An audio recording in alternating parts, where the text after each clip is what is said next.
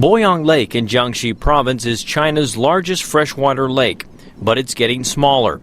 It is drying up in the drought. Fishing boats sit idle. Farmlands produce fewer crops. Cargo boats can't pass along some stretches of the Yangtze River, cutting off supply chains. Robert Kimball is a project coordinator at the World Resources Institute in Washington. He says the drought also affects power production. There's a lot of hydropower in the Yangtze River basin, for example, the Three Gorges Dam, and power production from those sources has gone down by 20% by some estimates as a result of this drought. Any company that relies on that power is feeling the impacts. Some are even being forced to ration their power use. Chinese authorities have begun releasing massive amounts of water from the Three Gorges Dam to help raise water levels. But it is not enough, Kimball says.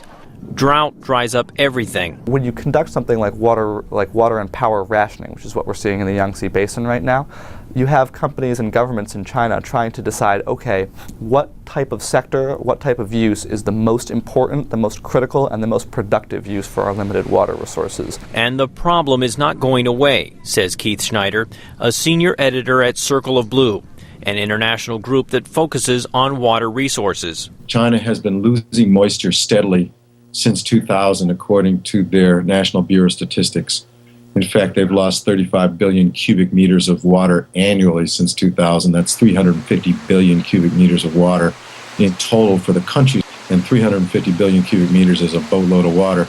It's as much water as flows down the Yangtze River and past Shanghai in 8 months. Meteorologists in China blame climate change.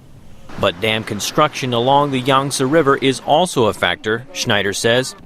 Upriver from the Three Gorges Dam, 100 more dams are in various stages of construction. So filling those lakes is both a hindrance and a help, because there's water stored there, so therefore you can release it to the river.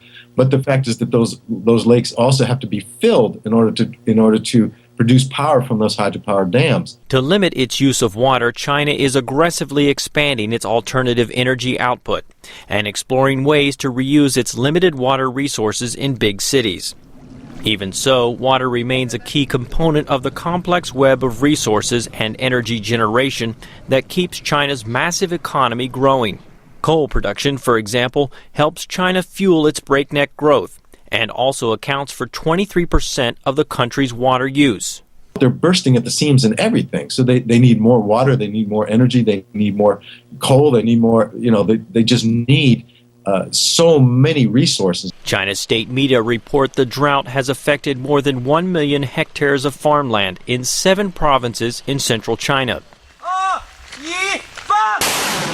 Local government officials have reportedly shot more than 4,000 rockets into the sky in a bid to bring rain to parched regions along the river. But the forecast, at least until next month, is for little rain. William Ide, VOA News, Washington.